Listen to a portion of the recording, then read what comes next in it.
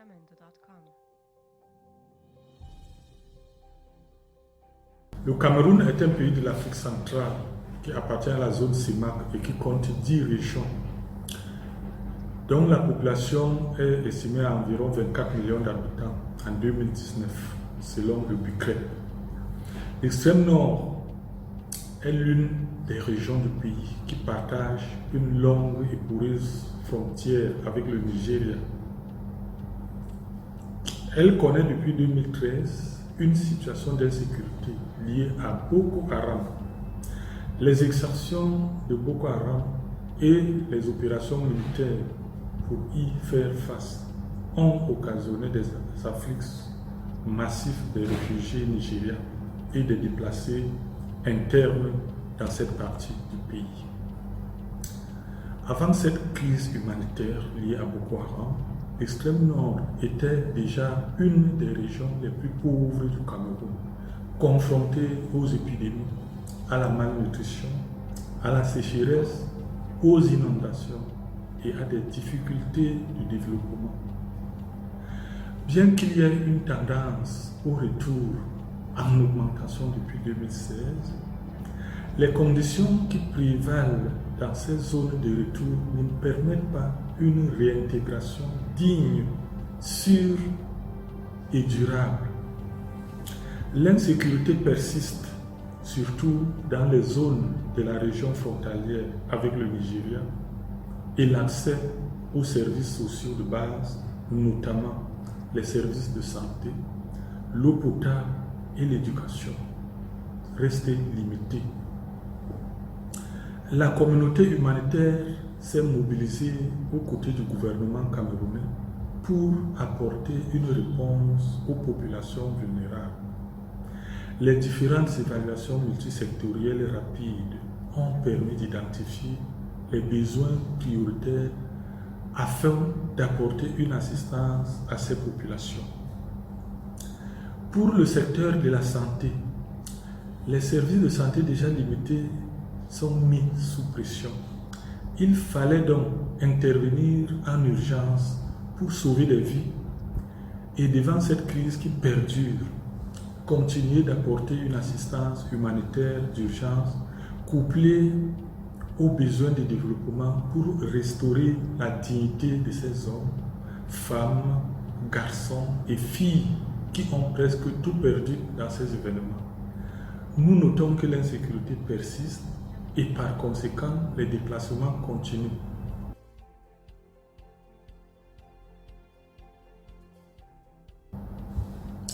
Les acteurs, tant internationaux que nationaux, partenaires au développement, jouent un rôle essentiel dans l'assistance humanitaire aux populations vulnérables et victimes d'attaques terroristes dans la région de l'extrême nord depuis le début de la crise. Cette assistance humanitaire passe par plusieurs secteurs d'intervention dans la réponse en cours, à savoir les secteurs de la santé, nutrition, eau, hygiène et assainissement, la protection, la sécurité alimentaire, le secteur NFI, abri, l'éducation, le relèvement précoce, etc.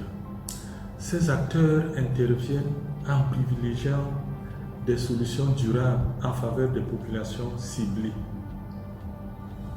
Pour ce qui est du secteur de la santé, le nombre des acteurs, tant nationaux qu'internationaux, a vu son chiffre augmenter de manière progressive depuis le début de la crise. Ainsi donc, sur le terrain, on retrouve les agences du système des Nations Unies, les ONG nationales et internationales. Le gouvernement, via ses services déconcentrés, à l'instar de la délégation régionale de la santé publique pour l'extrême nord, ainsi que les services de santé des districts et leurs formations sanitaires respectives. D'une manière générale, comme vous le constaterez dans le tableau graphique, on a une synthèse de l'évolution des acteurs du secteur santé dans la région de l'extrême nord depuis 2013.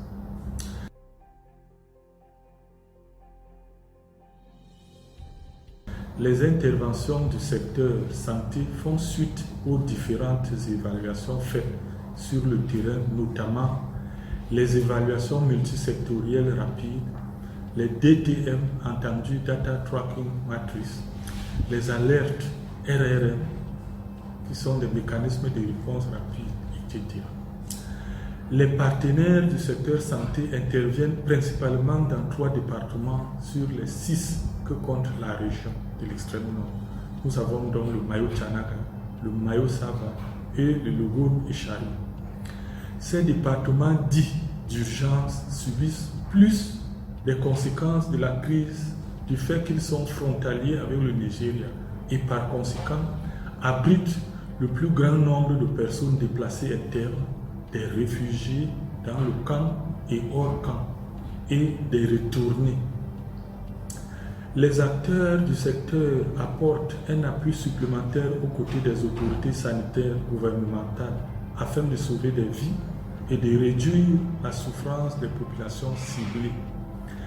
Les types d'interventions sur lesquels les partenaires apportent leur appui sont principalement la surveillance épidémiologique, le programme élargi de vaccination, la santé de la reproduction, la santé mentale, les soins de santé, notamment la prise en charge des patients, la logistique et l'approvisionnement en médicaments essentiels et autres intrants médicaux, les référencements et contre-référencements des patients, l'appui en ressources humaines dans les structures sanitaires, le renforcement des capacités des acteurs, la réhabilitation des structures sanitaires et enfin la promotion de la santé.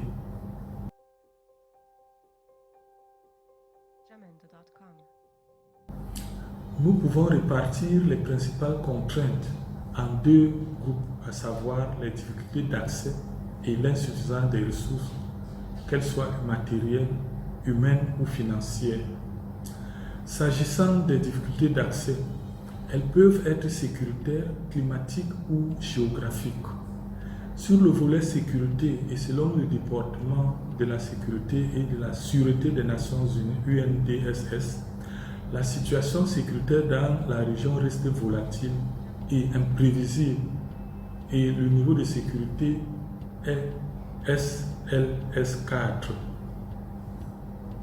S'agissant des conditions climatiques, pendant la saison des pluies, la région de l'extrême nord est exposée aux inondations et à une dégradation de l'état des routes.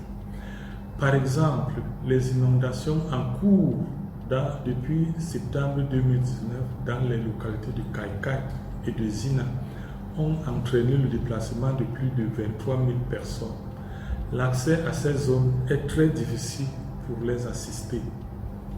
Pour les ressources matérielles, certaines infrastructures sanitaires ont un plateau technique très limité.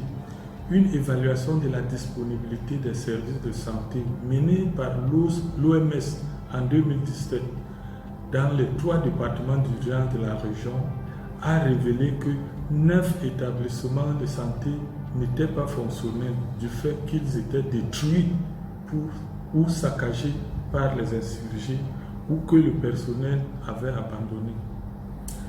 La même enquête a révélé que les ressources humaines étaient insuffisantes en qualité et en quantité. Certains personnels avaient déserté leur poste de travail à cause de l'insécurité. Certains services étaient inexistants, notamment les services de santé mentale, la traumatologie notamment. En ce qui concerne les contraintes financières, depuis le début de la crise humanitaire, on assiste à une baisse considérable du financement du secteur santé. Le financement des projets du secteur santé reste faible pour couvrir ces nombreux besoins. À titre d'illustration, le tableau et le graphique suivant font état des financements reçus depuis l'an 2015 jusqu'à nos jours. L'analyse qui se dégage du graphique est la diminution progressive des besoins financiers pour la réponse humanitaire aux besoins de santé identifiés. De 2016 à 2019, nous constatons une baisse drastique des financements alloués au secteur santé alors que le nombre de personnes dans le besoin est resté stable dans la même période, passant de 18,6 millions de dollars américains, 88,4% en 2017, à 2,7 millions de dollars américains, soit 26,6% en 2019.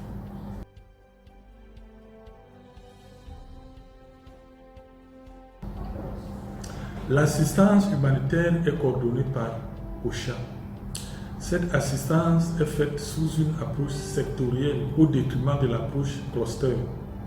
Le lead de certains secteurs est assuré par une structure étatique et le co-lead est assuré par une agence des Nations Unies du même groupe sectoriel.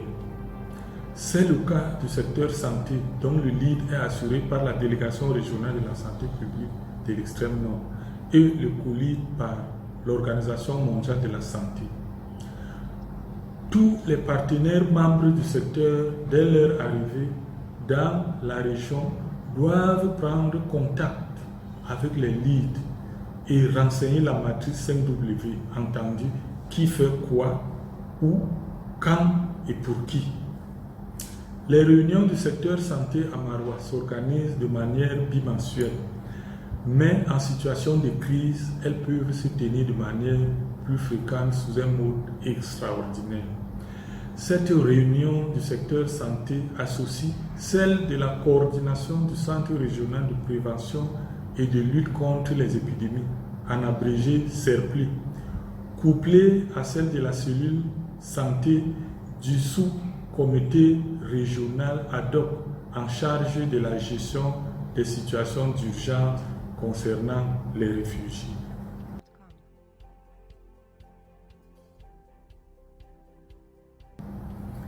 Les principaux défis sont multiples et nous pouvons citer l'insécurité liée à Boko Haram, les épidémies récurrentes à l'instar des épidémies du choléra qu'a connu la région en 2014, 2015, 2018 et cette année 2019. On a des épidémies de rougeole successives, le piam, la leishmaniose, les épidémies de gangs très fréquentes dans les camps de déplacés. Par ailleurs, la lutte contre la poliomyélite dans le bassin du lac Tchad reste un défi au moment où le pays déploie de nombreux efforts pour obtenir la certification pour l'éradication de cette redoutable maladie en 2020. Il faut également signaler que la région connaît une recrudescence des cas et décès de paludisme pendant les saisons pluvieuses, qui se situe de juillet à septembre de chaque année. La région est la partie du pays située dans la ligne méningitidique d'Afrique et donc exposée aux épidémies de méningite pendant la saison sèche. À ces événements de santé publique, il faut associer celle de la situation de la malnutrition aiguë et chronique. La coordination de la multiplicité des acteurs avec les mandats et les agendas différents dans la région reste également un défi très important.